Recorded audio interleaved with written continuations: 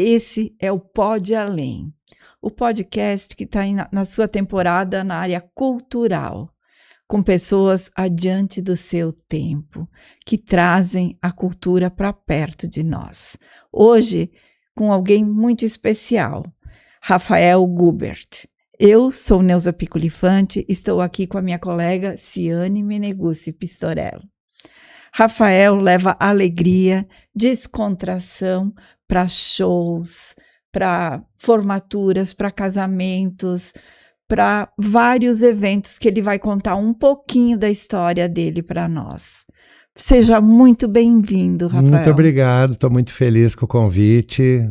Espero que a gente tenha uma conversa bem legal. Já deu para ver, né, que eu gosto de conversar e eu me senti muito bem aqui com vocês. Muito obrigado mesmo. Obrigada. Vamos começar lá bem da infância. Como é que foi a tua infância? Já sempre teve o dom, assim, da voz, da parte cultural? Não teve? Conta um pouquinho pra gente. Sabe que o início da minha trajetória assim, musical, ela tem a ver com o sonho do meu pai. Olha! O meu pai era um cara... meu pai já é falecido, né? E o meu pai, ele amava violão, roda de violão, e ele não tinha a vocação. Então, meu pai, eu vi lá em casa, sempre teve violões, tinha 3 violões na minha casa, e o meu pai fez aula de violão com todos os professores da cidade, e ele não aprendia a tocar. Não tinha ritmo, não tinha aquela coisa que não era para ele, né? Claro. Meu pai tinha muitas outras virtudes, mas a música não era uma coisa... E aí, numa dessas, o meu pai já meio com o saco cheio, ele comprou um curso, eu acho que eram 16 aulas de violão, e ele foi na primeira, segunda aula e falou, não vou aprender de novo. Ele falou, cara, quer ir tu? Vai tu. Uau! E aí eu fui, eu tinha o dom, assim, né, e eu em 2 ou 3 aulas eu já estava tocando um pouquinho, já estava aprendendo, e o pai tinha muito orgulho daquilo. Então ele já fazia algumas... jantas na nossa casa lá para amigos, que era meio que um pretexto para depois eu cantar uma música e tocar violão para os amigos dele. Que idade, Rafael? Eu tinha 8, 9, 8 ou 9, uma criança. Eu me lembro que eu tocava aquela música que estava estourada na época, que era Galopeira, do Donizete, Galopeira. E o pai mostrava, e eu já estava tipo, daqui a pouco vai a Galopeira. Eu já sabia que aquilo em algum momento gente, deixa eu mostrar meu filho. Que legal. E daí foi isso, foi indo. E logo em seguida a minha madrinha ia casar e ela falou, eu queria tanto que tivesse aquela música Chuva de Prata no meu casamento. E eu tinha 10 anos essa aí. E ela falou, mas eu não sei se tem aparelho de som lá na igreja, era tudo muito arcaico, né?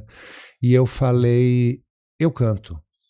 Puxa. Tu cantaria no meu casamento? Claro, mas vou lá e toco violão e canto, eu sei cantar essa música e tal, sabe aquela música que foi a Roupa Nova, a Gal também gravou e tal. Então foi assim, vê que foi uma coisa que estava relacionada assim, a um sonho do meu pai, depois o casamento da minha madrinha, e aí a coisa foi andando. Mas com assim. a tua coragem, né? Porque eu não sei até hoje como é que eu tive coragem. Foi uma coisa que tipo assim, aquela coisa que... eu sempre fui muito tímido. Depois eu já não sou mais, assim, hoje eu já sou tranquilo. Tímido bem trabalhado hoje. Mas eu de piano, eu não sei o que me impulsionou a fazer aquilo, sabe? É coisa do destino mesmo, né? E foi tudo bem no casamento? Foi tudo ótimo, meu Deus. Tem uma foto lá, um piazinho, essa coisa mais Que fofa. amor, Minha Dinda de novo, um gurizote, assim, com o violão todo ralado no violão que eu tinha em casa, assim, inesquecível, né? E teus pais tinham que profissão?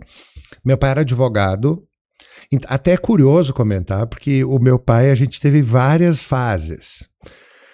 O meu pai na época, minha mãe era dona de casa e meu pai era advogado, tá? E depois a minha mãe se formou em técnica de enfermagem e tal.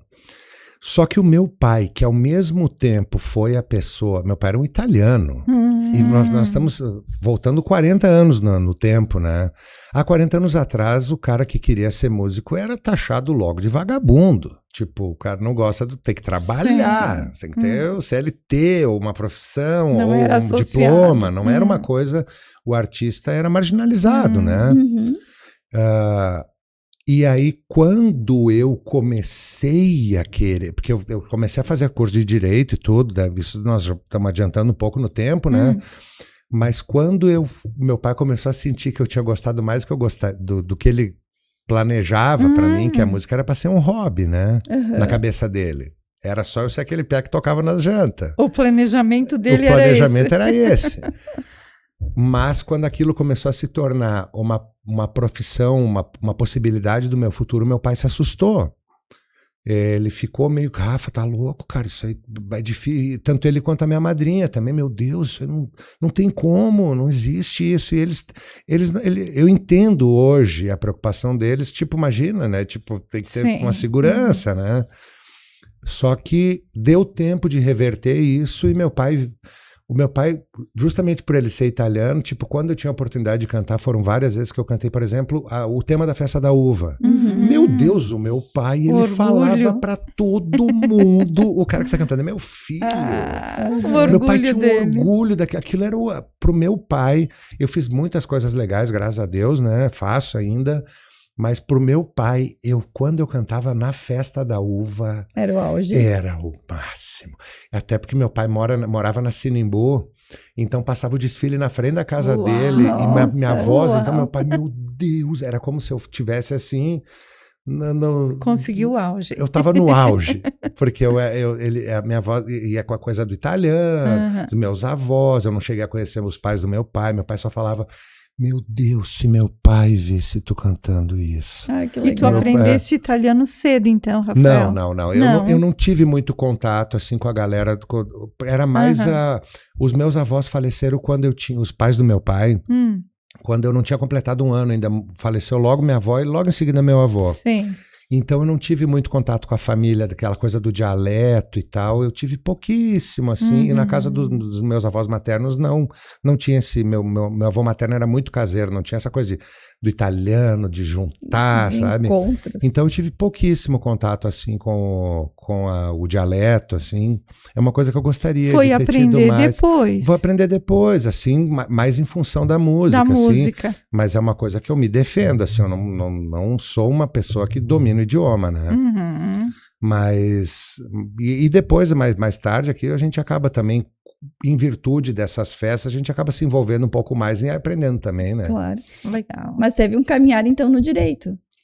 Eu fiz 3 anos da faculdade de Direito, levava paralelamente, eu já estava vivendo da música, mas eu fazia estágio no escritório do meu pai, que era o plano, tinha até minha sala lá, e que depois, mais tarde, minha irmã se formou em Direito, minha irmã é advogada, né? Só que chegou uma hora na minha vida particular que eu tive que escolher. Porque eu precisava... Nós recebemos uma proposta, na época eu cantava numa banda de rock e tal, e nós fomos para a Europa, e fomos a perder de vista, nós vamos tentar lá. E aí eu tive que trancar a faculdade. Foi colega do Rafael de Boine? Não, no direito? Não mas foi, aí a história... não foi, mas ele se formou, ele chegou a trabalhar como advogado. O De Boine foi além, né? E eu tava na metade do curso e a galera ali, vamos lá, vamos pra lá. E o meu coração, aí eu digo, cara, eu vou. E como foi falar essa notícia pro teu pai? Aí o meu pai já estava admitindo. O mais difícil foi antes, porque ali nesse momento, eu já estava conseguindo dar uma volta, que já estava aparecendo algumas coisas, sabe? Da minha carreira, ela estava acontecendo, tanto que chegou uma hora que eu tive que escolher, porque já estava conflitando, sabe? Já estava conflitando, porque estava se demonstrando viável aquela escolha. Então, e depois disso, devo ser justo, assim, o pai só teve orgulho e só me apoiou, sempre achou o máximo, sempre achou o máximo. Cantou por um tempo sozinho, depois foi em dupla, como é que foi isso? Eu inicialmente, assim, ó, eu considero o meu início, assim, profissional em 95, eu estou completando 30 anos agora, que foi um convite para cantar numa banda de baile, que é o grupo musical Imagem, né? Que era muito tradicional, ainda existe, mas naquela época era muito forte. E só que se eu for analisar corretamente, eu já fui convidado para tocar no Imagem, porque antes disso eu dava aula de música em escolinha maternal. Olha, Então eu já legal. estava vivendo de música, né? Aham. Eu comecei em 91. E até curioso isso, eu falo que a minha primeira empresária, esses dias eu vi ela, eu vi ela na rua, eu chorei, assim, eu fiquei muito emocionado, porque eu não me lembrava, minha primeira empresária tinha tipo 5 anos. Eu dava aula nas escolinhas, eu trabalhava em muitas escolinhas, assim, de muita criança, tocava, né, o sapo não lava o pé, o pato pateta, essas coisas legal. aí. E aí, o Raul Suzin, que era dono do Imagem, um dos donos do Imagem, junto com o Adelar Mosquen, né? Ele chegou em casa e comentou para a esposa dele, nós vamos ter que trocar o cantor, porque não sei o que aconteceu e tal, e nós não sabemos quem convidar, a gente não quer convidar um medalhão, né? A gente queria alguém novo ali, né? E aí essa menina, filha dele, era minha aluna. Que amor. E ela falou, pega o Rafa. Ela falou, e ele, mas que Rafa? Meu professor de música. E olha, isso é curioso, porque ele ligou no escritório do meu pai. Isso é curioso, olha só. E aí ele ligou no escritório do meu pai e falou, fiquei sabendo, tem teu filho aí, o Rafa, que canta na escolinha e tal. E daí eu queria convidar ele para fazer um teste. Só que isso não estava no meu radar. Eu tava naquelas do meu pai, tipo, eu tocava violão porque eu gostava, mas eu ia ser advogado. Tá certo. E daí o meu pai falou, um cara do Grupo Imagem, eu falei, nossa, Grupo Imagem, o que tem a ver, né? E ele deu o recado bonitinho. Não, pior, ele fez pior, depois ele se arrependeu e depois ele se orgulhou. Daí ele falou assim, o cara vai te ligar de tarde, atende aí e vê o que o cara quer. Daí eu liguei, o cara, o negócio é o seguinte, nós estamos trocando cantor e tal, tu não quer fazer um teste? E eu descartei na hora, eu falei, não, eu não sou cantor, eu tocava violão e cantava para me acompanhar, mas eu achava que eu tocava violão. Eu toco violão e tal, e tem certeza, não quero. Tá, e aí quando meu pai voltou, olha o meu pai como é que são as coisas, né? E aí, o cara te ligou? Eu falei, ligou. E aí? Não vou, imagina, não vou. E aí meu pai falou assim, claro, tu não tem coragem. Ele falou outra coisa, tá? Eu dei uma amenizada, mas ele falou com palavrão, assim, tipo, tu é isso, sabe? E eu falei, peguei e liguei pro cara, eu vou, tipo, para desafiar meu pai, sabe? Daí eu falei, meu pai, eu vou e vou passar no teste. E eu passei no teste e comecei. Então, no final das contas, essa relação com meu pai, ela é conflitante, porque meu pai, ao mesmo tempo que ele achava ruim, foi ele que acabou me dizendo, vai, inconscientemente, sabe? Ele viu que tinha potencial. E aí eu fui. Ele tinha orgulho, ele queria, ele não queria. Ele tinha um medo que hoje eu entendo como pai, que sou hoje, que tipo, cara, é uma vida incerta, sabe? Meu pai queria que... O pai sempre quer o melhor pro filho, eu tive que ser pai para entender isso, né? Então, tipo, claro, ele tinha um medo que hoje, se a minha filha me dissesse, você é cantora, é óbvio que nós estamos em outra geração, eu vou dizer, vou te dar toda a força do mundo, mas por dentro eu vou dizer, ela vai passar dificuldade. Eu queria que ela estudasse, sabe? Sim. E fizesse a coisa mais... Pai, né? Sim. Então foi... E aí quando eu comecei... Esse é um período que eu estava falando para vocês, que eu era muito, muito, muito tímido. Dificuldade de conhecer gente, sabe? Imagina chegar em alguém para conversar, alguém que eu tinha achado interessante, sabe? Imagina. Mas, nossa... E aí a música, ela aproxima. Abre, né? Abre. E aí eu era um guri, eu tinha 19 anos, bem assim. jovem. E daí meninas vinham conversar comigo, gente. Eu digo, isso é legal. Não precisava ir falar, elas vinham. Então isso foi uma coisa que na hora, imagina, na flor da idade, assim, eu vi aquilo acontecer e dizia, cara, isso aqui é legal, gente. Eu gostei desse negócio, eu vou ficar por aqui, né? Então ali foi 95 e aí a coisa, dali em diante a coisa foi... Mas inicialmente eu comecei, vamos dizer assim, com o grupo musical Imagem.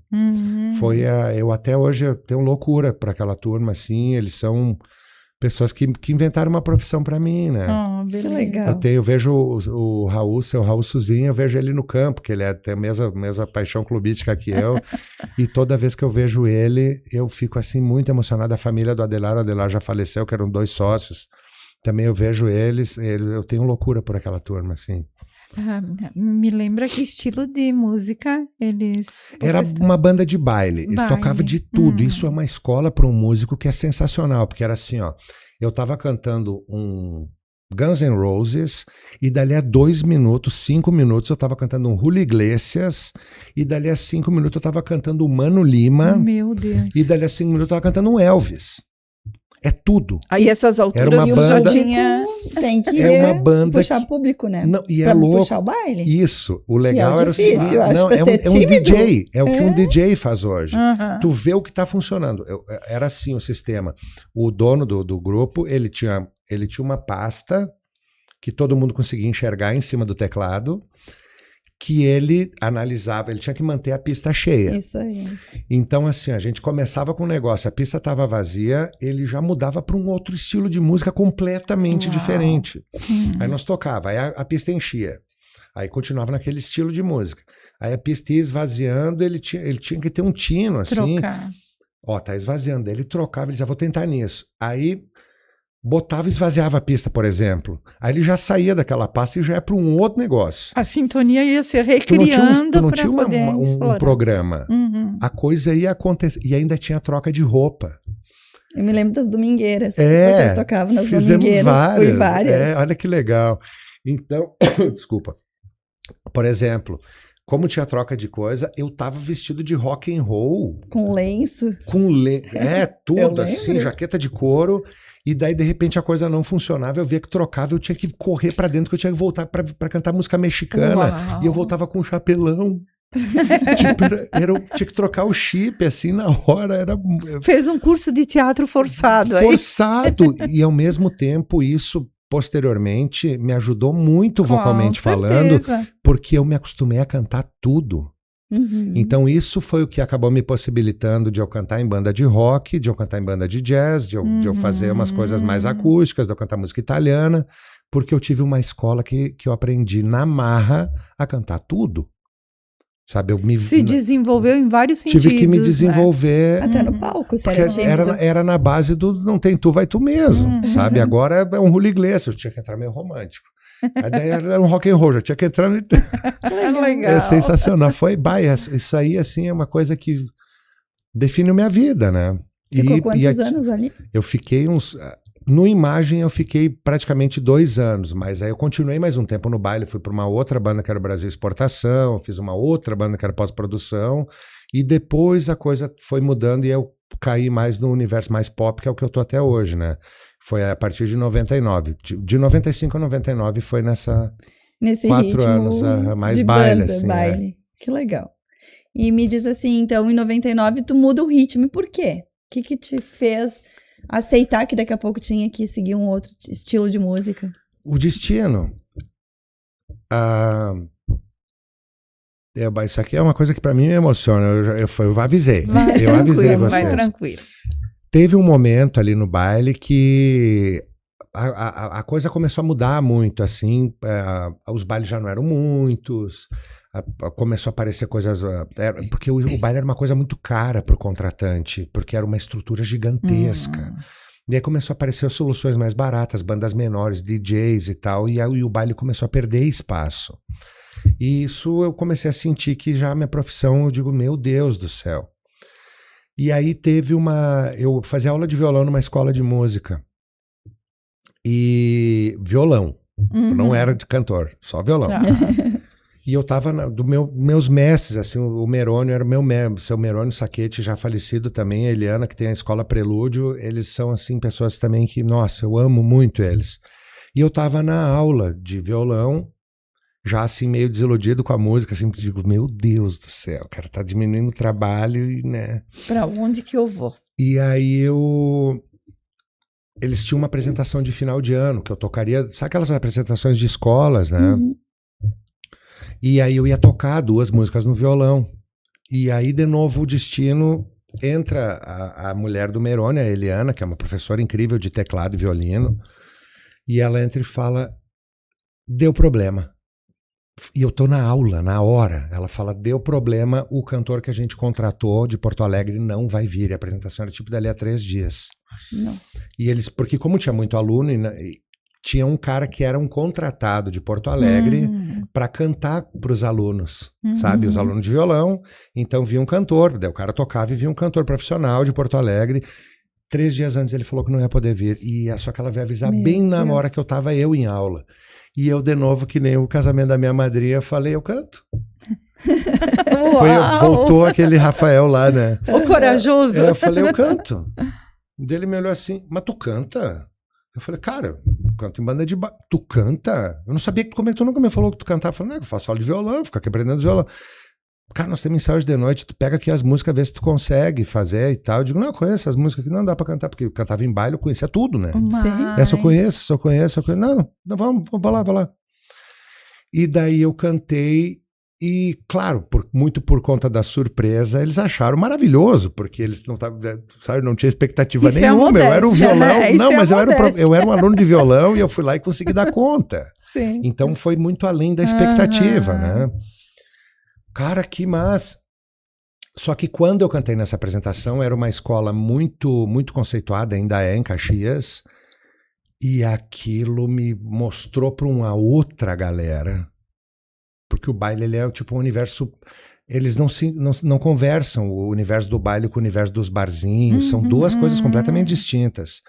E nessa apresentação uma outra galera me conhece. Eu me lembro que quando acabou a apresentação, já vieram pessoas falar comigo, já veio o Joel Viana falar, cara, que lindo tu cantando, conhece aquela música Viva o Perley, tu não quer gravar no disco da Patrícia? E eu quero, nunca tinha ido para um estúdio na minha vida.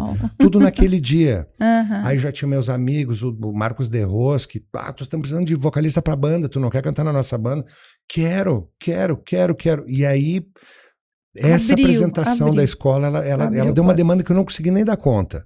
E aí eu pude escolher assim, coisas para fazer e automaticamente tinha poucos cantores de pop e rock na cidade. Meu Deus, anos 90, sabe? Era pouquíssima gente. Todo mundo gostava de eu tocar guitarra ou tocar bateria. E eu era um cantor. Entendi. E aí eu comecei a cantar. Teve uma época que eu cantava em todas as bandas, eu era cantor, já que ficava organizando os ensaios. Assim. Legal. E então, essa mudança, mais uma vez, ela foi uma coisa do destino. Quando secou aquela fonte, também, claro, tive a coragem de novo, me botar, né? Claro. Não, eu faço, sabe? Eu não ia ganhar nada, eu fiz porque alguma coisa dentro de mim, sabe? Podia ter fechado essa porta, né? Podia, mas foi além. E sempre foi assim. E isso aconteceu novamente mais adiante, quando em 2003 ou 2004, eu já vi que a banda que eu tava, ela começou a ter umas ideias assim de um já tá querendo estudar, fazer faculdade, um já tá querendo partir para uma outra coisa, e eu tô dizendo, meu Deus, essa banda ela vai terminar. Ela vai e começa a me dar um pânico, porque eu nunca tive o plano B, sabe? Eu digo, meu Deus, isso aqui tá... E aí, nesse momento, eu conheço a Tita, que tá passando exatamente a mesma... Olha! Nós se conhecemos assim, ela falou, a banda lá, e eu, a banda aqui, a banda lá, a banda aqui, vamos fazer uma dupla? Vamos. E aí, de novo, foi um recomeço. Que legal. Sempre as coisas casando, assim, sabe? De quando eu precisava sair dali para começar uma outra coisa, ela se aparecia assim, fechava uma porta, fechava uma porta, já abria outra, assim, Perfeito. Graças a Deus, e tem sido assim que continue, porque Legal. Eu nunca tive um plano B. Eu sempre confiei muito da maneira que a coisa aconteceu, sabe? E acima de tudo, porque eu amo muito o que eu faço. Sabe, isso é uma coisa que eu faço de todo o meu coração, e eu acredito, e a gente sempre vê essas coisas na TV, assim, acredite nos seus sonhos, né? Faz o que você ama, sabe? Perfeito. E tudo que eu faço é com, assim, na minha profissão, assim, é com muito amor e muita entrega. A gente sente isso, te ouvindo cantar, Que amor. vendo tu e a Tita, É. a gente sente essa sintonia que tu tem com a música. A música eu casei com a música, né? Eu casei com a música. A música, sim, ela, em todas as encruzilhadas da minha vida, eu sempre optei por ela. E quando tu paraste o curso de Direito, chegou aí para a Europa, então, ou não chegou? A gente morou, eu tive algumas. A primeira, quando eu parei o curso, era para uma viagem que nós iríamos fazer com essa primeira banda, o Akashic, que era uma banda de rock assim mais pesado. A gente foi para lá, gravou CD, fez turnê por 6 países. Poxa. Não, foi assim, a coisa assim, daria para escrever legal. um livro maravilhoso sobre as nossas Por que peripécias. não, Rafael? Porque teria que pedir autorização para todos os outros, porque tem histórias ali do Legal. Arco da Velha, né? Imagina 5 rapazes de 20 e poucos anos, sem grana, na Europa, para tocar. Nós tocava em tudo que era espelunca que vocês podem imaginar. Naquela gurizada, Pra se dormia manter. no saco de dormir, às vezes em qualquer lugar, assim. Turnê raiz mesmo, sabe? E com a intenção de conseguir uma gravadora e gravar no CD. E nós conseguimos, então, Uau. beleza. No ano seguinte, eu ganhei um concurso de música italiana, um concurso de nível mundial para revelações de música Poxa, italiana. Lá ou aqui? Não, inicialmente em Porto Alegre. Eu ganhei a etapa sul-americana em Porto Alegre, com uma música do Joel Viana e do Mário Michelon. Pô. E isso também abriu portas que daí eu fui cantar a final em Roma. Beleza. Então, tipo, isso foi uma coisa. Então, a coisa ela foi. Tinha coisa do rock, mas tinha coisa da música italiana junto. E daí, aquela primeira viagem, ela já fez eu conhecer uns outros músicos que me convidaram para voltar para lá para gravar com a banda deles. Então, posteriormente, eu voltei para a Europa para ficar lá com uma outra banda de portugueses. E depois, em 2007, de novo, a gente foi com a banda para fazer uma turnê pela Alemanha. Mas aí essa foi a última, assim, que a gente viu que a gente já estava meio que dispersando, aí a gente vai envelhecendo, e a galera já estava com outras intenções, já tinha gente na banda que já estava casado, e já tinha gente que já tinha outros afazeres, né? E daí aquela foi a derradeira, assim. Mas nisso eu já conhecia a Tita, eu já estava com o trabalho, também tinha meu trabalho paralelo, que estava tomando já estava superando, assim, né? E daí, a partir de então, o meu foco ele é a dupla, assim, né? Com a Tita, porque também uma coisa que eu fiz durante um período que a gente até passou, assim, eu toquei muito tempo sozinho. Em bar, e isso é uma coisa que isso hoje no início da lá no carreira. início, e isso é uma coisa que eu já não gostaria mais de fazer, sabe? Principalmente depois que eu fui sozinho para a Europa e fiquei sozinho tocando em bar. E por quê? Por que eu não gostaria mais de fazer? Olha, o que tem de difícil? O que é o... A impressão que eu fiquei na Europa, quando eu fui sozinho, é diferente tu tá em casa e tu tocar e tu voltar A solidão. pros teus, né? Tu Pro tá ali, tu pertencimento. volta pros teus amigos e tal. Eu senti, eu não quero ser injusto, mas eu tinha ido primeiramente com a banda lá. Nós chegamos lá, nós éramos uma banda. Então nós éramos tratados a pão de ló. Quando eu voltei sozinho, eu senti um pouco de que eu era só um brasileiro. E tem um pouco assim, sabe? O brasileiro tá aí, ó. Entendi. Sabe? E aí eu senti um distanciamento, sabe? Eu acho que as pessoas tinham medo que eu fosse começasse a querer Tomasse lugar. Posso morar na tua casa, lá, sabe? Tô aqui sozinho. Quando nós estávamos em 5 era mais seguro para todo mundo. E eu tava sozinho, as galera meio que... E aí, esse negócio de tocar e voltar e ficar sozinho. E nós estamos falando de um período que não tem isso aqui. Eu Era ligava mais pro meu solitário pai ainda. no sábado para falar 2 minutos no telefone, que custava caro pra caramba. Então eu ligava e dizia: oi pai, tudo bem? Era só pra ver a voz do meu pai. Oi Rafa, como é que tá aí? Tá tudo ótimo, pai. Beleza. Pra minha mãe era mais raro ainda. Então era muito sozinho. Eu fiquei um ano lá assim que eu voltei diferente. Eu voltei não querendo mais fazer as coisas sozinho, porque eu fiquei com uma sensação de solidão, assim, que eu não gosto. Eu sou uma pessoa altamente, eu moro sozinho, eu gosto de ficar sozinho, mas eu gosto de ter minha mãe ali perto, que se eu sei minha mãe, eu vou lá, vamos almoçar nas quarta-feira com a minha filha, vamos lá filar uma boia lá na avó. Eu gosto, sabe? Daí volta e meia eu tô meio tenso, eu ligo, ô Tita, o negócio é o seguinte, né? Tita, agora sozinho, assim, longe de todos. E aí eu não gostei mais, eu nunca mais quis tocar sozinho. Pegar um violão e ir sozinho pra algum lugar tocar. Eu e a Tita, é a formação mínima, sabe? Entendi. Sozinho, claro, e eventualmente eu me convido para ser solista de alguma coisa, eu vou sozinho, não vou necessariamente com a Tita, mas eu tenho um monte de outras pessoas. Tem um suporte. Tem um suporte, tem uns amigos ali, faz amizade na hora. Sozinho, pegar o violão e ir no bar, assim, se der para evitar, eu tô evitando. Estranho. Eu tô evitando. Que legal. E falou um pouquinho antes de nós começarmos aqui a nossa conversa sobre esse distanciamento das redes sociais. E por que chegou nesse momento e o que te modificou como pessoa? Eu acho que uma coisa que eu comecei a sentir quando eu andava muito irritado, sabe? Eu estava irritado com as pessoas que eu mais amo, tipo, muito bateu, levou, sabe? Eu já acordava assim, muito, muito tenso. E aí eu fui pra academia, eu comentei isso com uma amiga minha na academia. E ela falou... Eu tenho um livro para te emprestar que fala sobre isso. E era um livro sobre intoxicação digital. Eu tinha reparado que eu estava muito nervoso. E o ambiente ainda tinha muita coisa de política, ainda na época, estamos falando de 2023, tava bélico, todo mundo brigando, gente que eu gosto, brigando um com o outro, todo mundo nervoso, sabe? E aí eu li os livros e tinha uns, assim, algumas sintomas. Eu gabaritei todos, eu estava com intoxicação digital. Eu digo, nossa, que eu tenho tudo isso aqui, né? E eu digo, vou fazer um teste, vou ficar uns dias sem, só que eu não vou falar para ninguém. Vou só ficar um dia sem. E aí, quando passou assim uns 10 dias que eu estava sem entrar nas mídias sociais, a Tita, que é uma referência, porque a Tita é uma pessoa que me conhece maravilhosamente bem, né? O meu melhor e o meu pior, né? A Tita falou, como tu anda calmo, cara.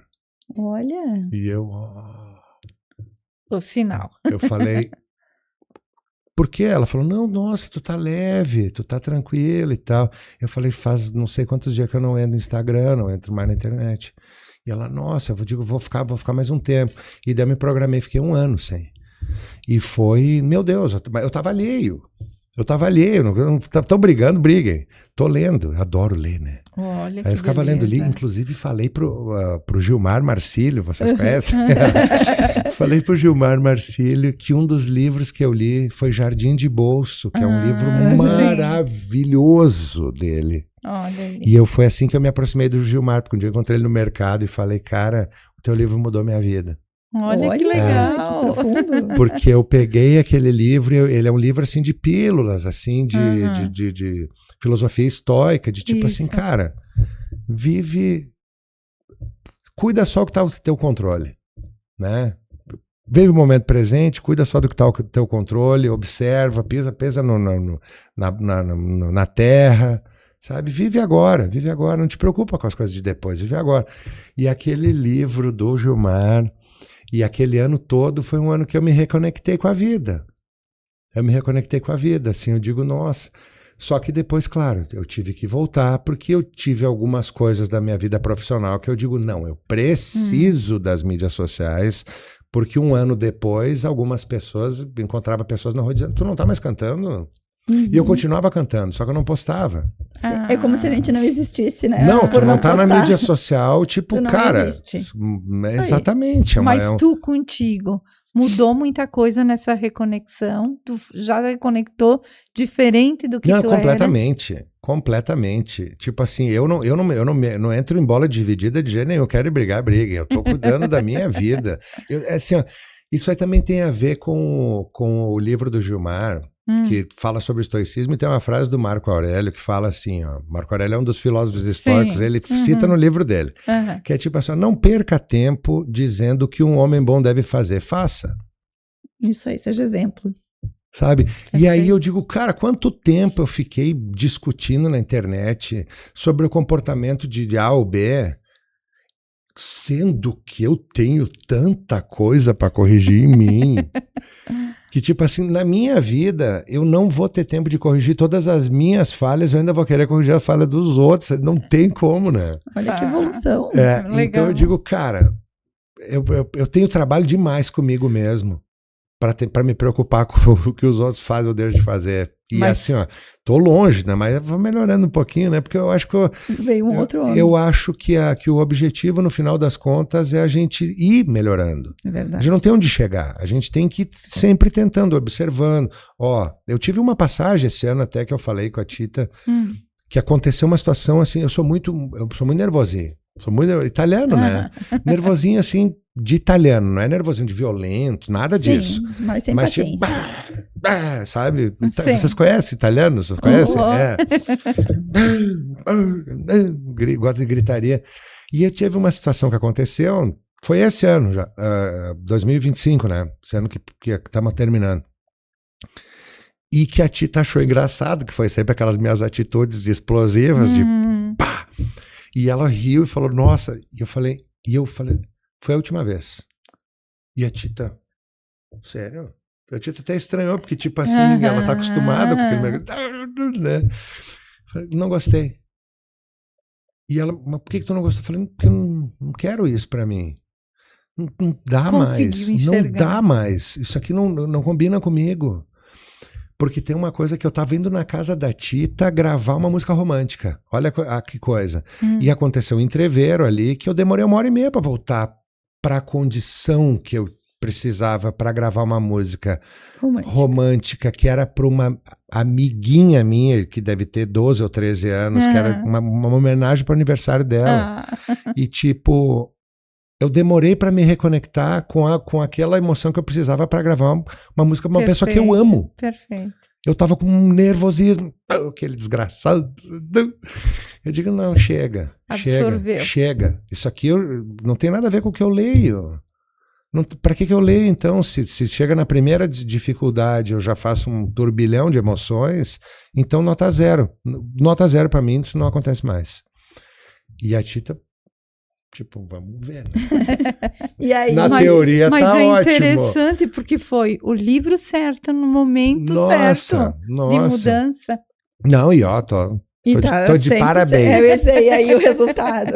Não, 100% nunca, mas eu sinto, nossa, eu sinto que existe essa busca, o interesse, né? O autocontrole. O interesse, sabe? Eu acho que o que a gente pode fazer é isso, né? Claro. Porque as coisas, à medida que a gente vai trabalhando e observando, olha, isso aqui eu falhei aqui, ó, isso aqui... Então, se a gente começa a pontuar, a sensação que eu tenho é que, tipo assim, a gente pode até escorregar em outra casca de banana, mas não sempre na mesma, pelo menos. Vamos cometer outros erros. Vamos evoluir. Né? Que legal. Então, tá legal. Bem legal. E a filha? A filha é um capítulo à parte. Vai seguir a área da música? Não vai? A minha filha, eu não sei de onde que ela puxou isso, porque nem eu nem a mãe dela somos. Ela é muito estudiosa. Eu nunca fui estudioso, eu sempre tive facilidade, passei sempre, né, tal.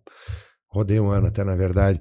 Mas eu sempre tinha uma facilidade de aprender e não era para mim os cadernos, assim. Aprendia na aula e tá.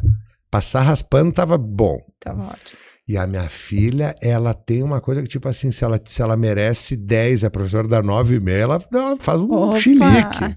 Tá louco? Tirei 10 na prova. Ela me mostra o boletim dela, é muito melhor que o meu, e o da mãe dela também. A mãe dela também me fala, cara, não sei de onde que ela pegou isso aí. Então, minha filha tem sonhos, assim, ela quer estudar fora, ela tem outros planos para a vida dela, mas ela tem uma veia artística muito forte. Opa. Ela fez uma apresentação da escola de dança dela faz 2 semanas, e começou a dança, ela gosta de K-pop, essas coisas, assim. E aí eu fui na apresentação dela, ainda bem que eram 2 sessões, porque a primeira sessão só chorei, né? A primeira sessão, gente, minha filha entrou assim, eu olhei pra ela assim, E eu não vi nada da apresentação, eu só via ela e passava um filme na minha cabeça, assim, né? Se emocionou. E acabou, eu não vi nem quando ela saiu do palco, eu tava em assim, Nárnia total, assim, saí de Legal. mim. E aí eu falei, ainda bem que tem a segunda sessão, já sei a música que vem antes, dá tempo de eu respirar, de eu me preparar, porque a segunda eu preciso ver. Legal. Não vi Legal. nada, não vi nada. E daí na segunda Mas é eu vi, ela bonita mandou essa bem. emoção. Mas é sensacional, mas ela me perguntou, tu viu aquela parte? Eu tava tipo assim, eu não conseguia nem falar. Mas, né? E aí então ela tem o dom, porque ela meio que o que ela bota, mas ela já cantou quando ela era mais novinha, quando eu ainda não era cringe, né? Quando eu ainda não era uma vergonha pra ela, porque agora tudo que eu falo é assim, É a idade, né? Quando eu era legal, ela cantava comigo, ela cantou vários shows e tipo assim, desinibida total. Fizemos um show na Casa da Cultura, eu e a Tita, de 15 anos de dupla, eu combinei com ela, só a Tita sabia que ela ia ser convidada, nem a mãe dela sabia, nem o avô, nem minha mãe, ninguém sabia. Que lindo. Eu e ela combinamos, pedi pra Muito Tita bem. autorização, porque o show era meio da Tita, né? Uhum. E daí ela combinei e tal, chegou na hora, eu digo, ela vai pipocar, não é possível, a Casa da Cultura é cheia, eu falei, Júlia, ela subiu e detonou, né? Mas claro, acabou o show, ninguém nem viu que a Tita tinha cantado. Ela foi Ninguém sensação. nem viu, né? Tipo, matou a pau e a criança, né? Aquela Que coisa. legal. E ela, mas daí agora ela já não já convidei ela algumas vezes, ela Não é o momento dela. Não é mais agora ela tem vergonha. Agora eu sou só um cara. Uma vez eu era um Superman, né? Agora eu sou só um Faz cara. parte As de todos coisas os vão pais. se assentando devagarinho, né? E vão direcionando também. Tudo bem, não temos pressa. É isso aí. E vamos curtir cada momento. Esse ano, minha filha, eu e ela, em fevereiro, vamos um show de rock em São Paulo. Uau, muito Olha. bem. Eu e ela. Yes. Tá louco. Essa criançada é Não, fogo. então tem admiração ainda, olha ali, ó. Não, a gente vai aprendendo a se reconectar. Sim, Porque perfeito. o difícil é a conexão. Eu me lembro uma vez que eu estava com ela no cinema, vendo um desenho.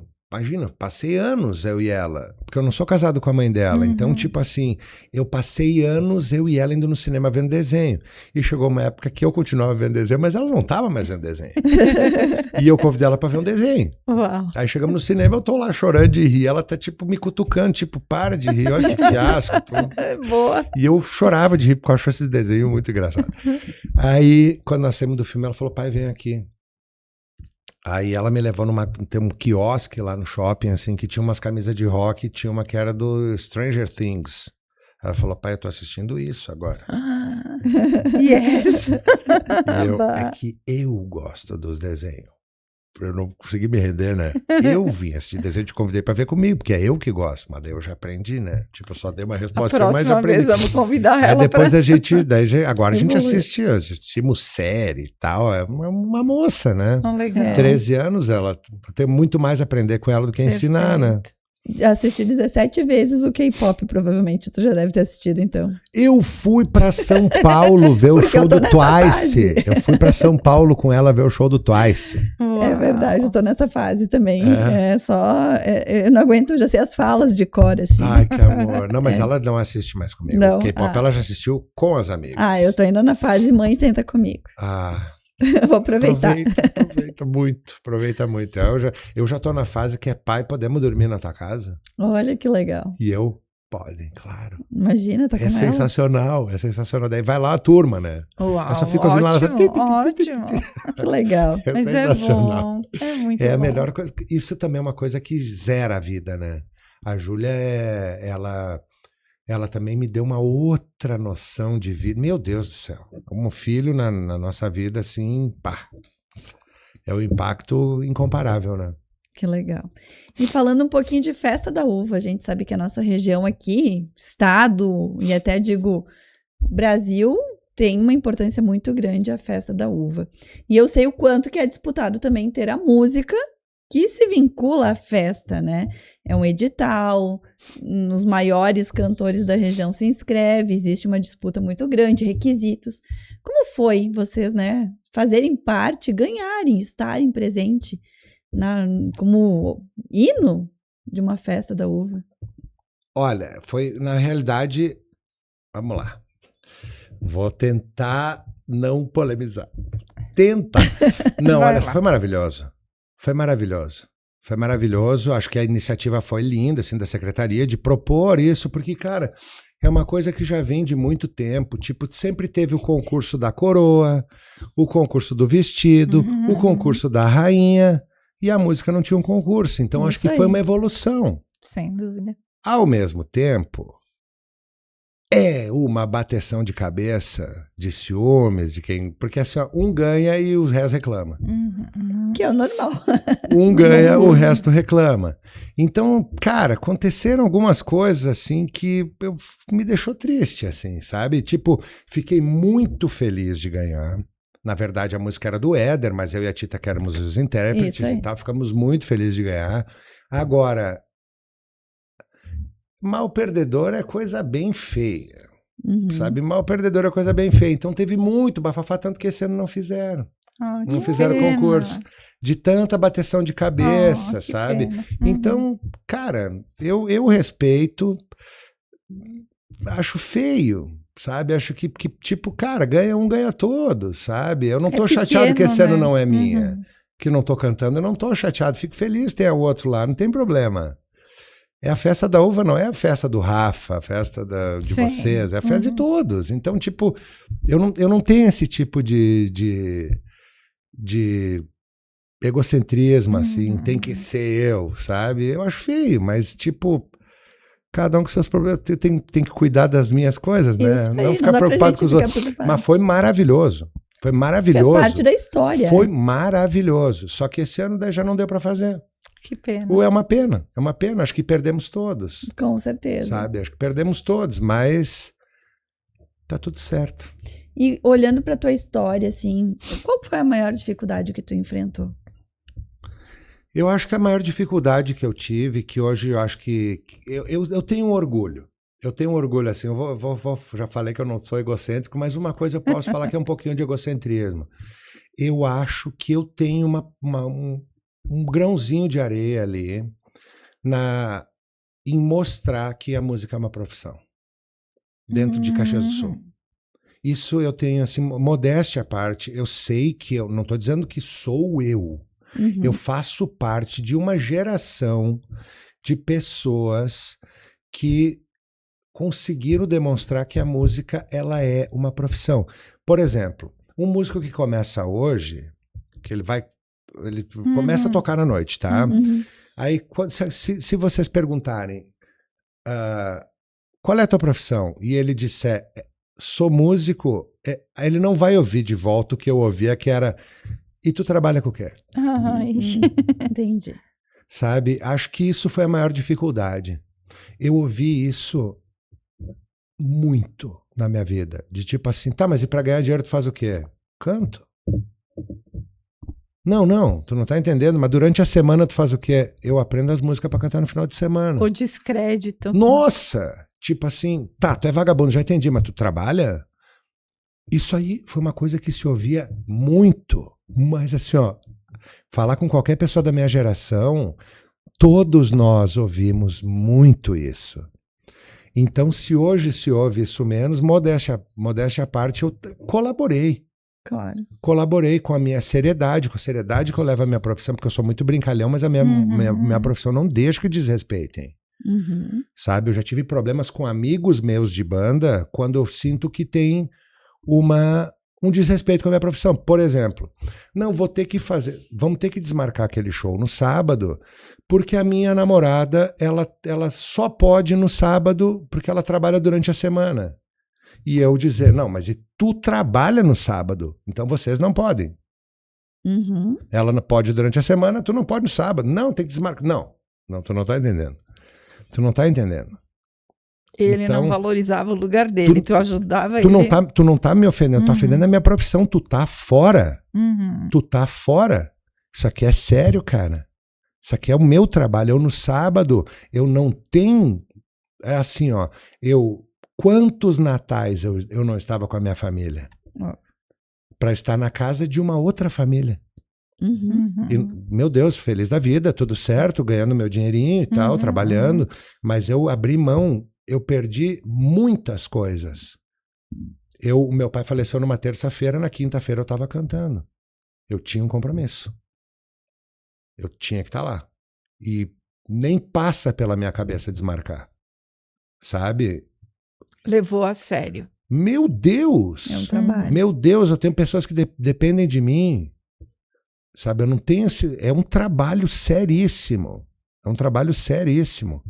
Então e essa foi a maior dificuldade. De ouvir muitas vezes e de ficar muito triste, sabe? Tipo assim, tá, mas e tu trabalha com o quê? Eu trabalho com música. Mas tu ganha dinheiro como? Cantando. Rafael, ao mesmo tempo que é um trabalho, também é um dom. Sim. Porque é um dom que tu trabalha com ele. Com certeza, né? Eu me sinto um privilegiado total. Eu trabalho com o que eu amo. Meu Deus, eu amo isso, eu trabalho com isso, eu tiro o meu sustento dali. Eu, em momento algum na minha vida, e assim, ó, só para deixar bem claro, eu acho a profissão de direito maravilhosa. Meu pai, minha irmã, é uma profissão linda, como todas as profissões. Mas eu, em dia algum da minha vida, me arrependi da escolha que eu fiz. Mas não era teu sonho. Não era o meu sonho, eu não tinha vocação. Eu fazia porque era uma coisa do que o meu pai quer que eu faça. E eu optei pelo meu coração, sabe? Claro. O meu coração me indicou o caminho e eu, dia nenhum da minha vida, me arrependi da minha escolha. Mesmo que alguns dias sejam mais difíceis que outros. Na verdade, seria mais fácil tu ter seguido direito, porque tu já tinha o Meu teu pai, Deus, já tinha o escritório. Tava tudo ali. E tu teve que começar do zero, criar a tua carreira. Eu segui meu coração e eu não me arrependi de dia nenhum na minha vida. O que não significa que seja fácil. Né? Tipo, nossa, tem dias que eu digo, tá, tem os períodos assim, eu digo, meu Deus, pandemia. E agora? Pandemia Sim. deve ter sido Pandemia. Tá, imagina. Pandemia eu em casa. Porque a nossa profissão foi a primeira a parar. E a última volta. E nós não tem. O músico que trabalha só com música, ele não tem nada. Eu tenho que estar cantando para estar ganhando. Se eu não estou cantando, eu não tenho férias, não tenho 13º, não tenho salário, não tenho plano de saúde, não tenho nada. E aí eu fico 2 anos sem trabalhar. Nossa. Então ali eu tô dizendo, meu Deus do céu, né? Passou, tamo aí, tô vivo ainda, tô tranquilo e tamo tranquilo, deu tudo certo. Muito bom. Bom, estamos chegando na parte final e a gente sabe que muitas pessoas que acompanham o nosso podcast, eles buscam inspiração, eles buscam tentar seguir o sonho, que acho que foi o que tu demonstrou muito bravamente, que seguiu teu sonho, teu dom, e enfrentou muitas dificuldades. Que mensagem tu poderia deixar para quem está nos acompanhando, que daqui a pouco tem um sonho, não só na área da música, daqui a pouco um sonho e tem medo, às vezes não sabe, tá sendo empurrado para um outro caminho, mas sabe que o dom é outro. O que tu deixaria como mensagem? Bom, em primeiro lugar, eu acho que se tu tá com medo, vai com medo mesmo. Tá com medo, vai com medo mesmo, sabe? Eu acho que é uma coisa que eu falo bastante com a minha filha. A gente não tem garantias. Não é sendo músico. Qualquer coisa a gente não tem garantia. Nada garante nada hoje em dia. Nunca garantiu, na verdade. Sabe? Então, eu acho que a pessoa que ela tem um sonho, ela deve ir atrás. Independente do que for, mas os outros vão sempre botar... Às vezes até pessoas que te amam vão te desencorajar, como foi no meu caso, por pensar que o que é melhor, só que, cara, no final das contas a vida é individual. Então eu realmente acho que a pessoa ela deve fazer o que ela sonha para si.